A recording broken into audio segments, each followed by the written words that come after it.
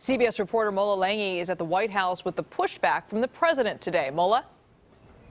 Yeah, Liz, we appear to be in some pretty uncharted territory here, where one day you have a former FBI director calling out the president, saying that he lied. Then the very next day, you have that president saying, no, no, no, that former FBI director who I fired, he's the liar.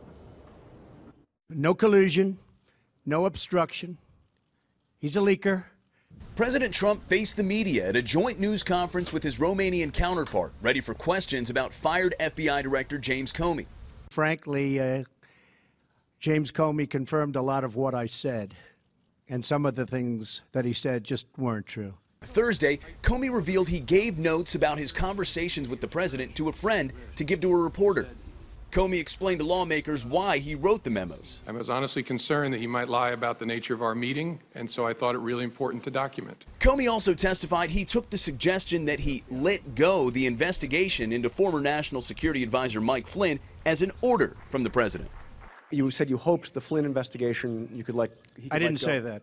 So he lied about that. Well, I didn't say that. I mean, I will tell you, I didn't say that. And did he ask you to pledge his And there'd be loyalty? nothing wrong if I did say it, according to everybody that I've read today, but I did not say that.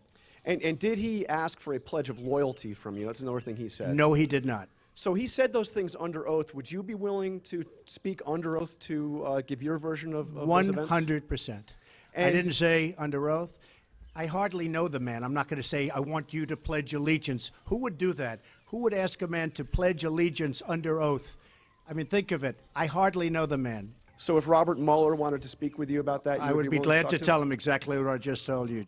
Two congressional committees and special counsel Robert Mueller continue to investigate Russian meddling in the 2016 election and possible ties between Trump associates and Moscow.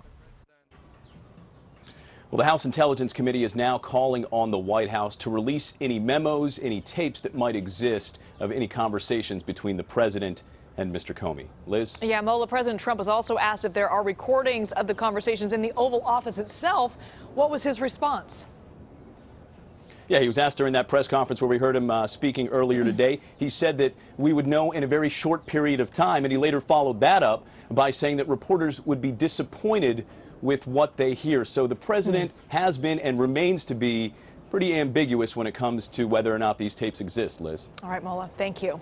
Meanwhile, House Minority Leader Nancy Pelosi says she is now convinced that the president engaged in an abuse of power.